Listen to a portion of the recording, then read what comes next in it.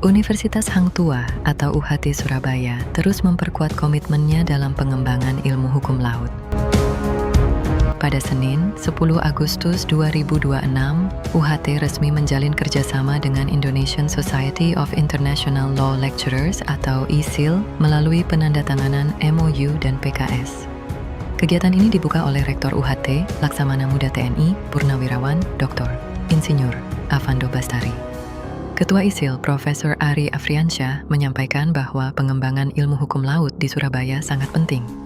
Sebagai kota yang berada di jalur pelayaran strategis dan bagian dari negara maritim terbesar di dunia, Surabaya memiliki posisi penting dalam pengembangan kajian hukum laut.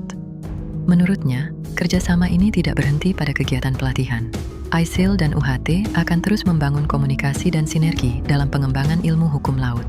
Sementara itu, Rektor UHT menegaskan bahwa Indonesia memiliki tanggung jawab besar dalam menjaga dan mengelola wilayah laut, termasuk keanekaragaman hayati di laut lepas yang berada di luar yurisdiksi negara.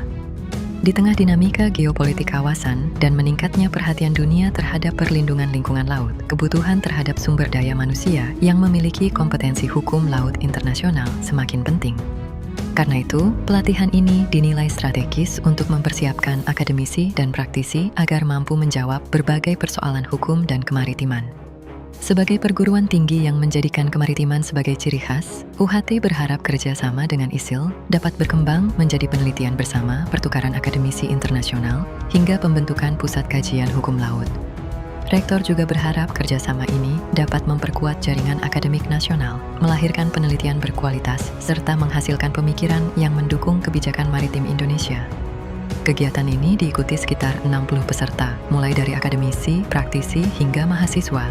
Para peserta juga mendapatkan kesempatan belajar langsung dari sejumlah pakar hukum laut nasional dan internasional, diantaranya Profesor Edi R. Agus, Profesor Stuart K., Profesor Arye Afriansyah, Profesor Sri Wartini, Profesor Diana Puspitawati, serta sejumlah tokoh dan praktisi hukum laut lainnya.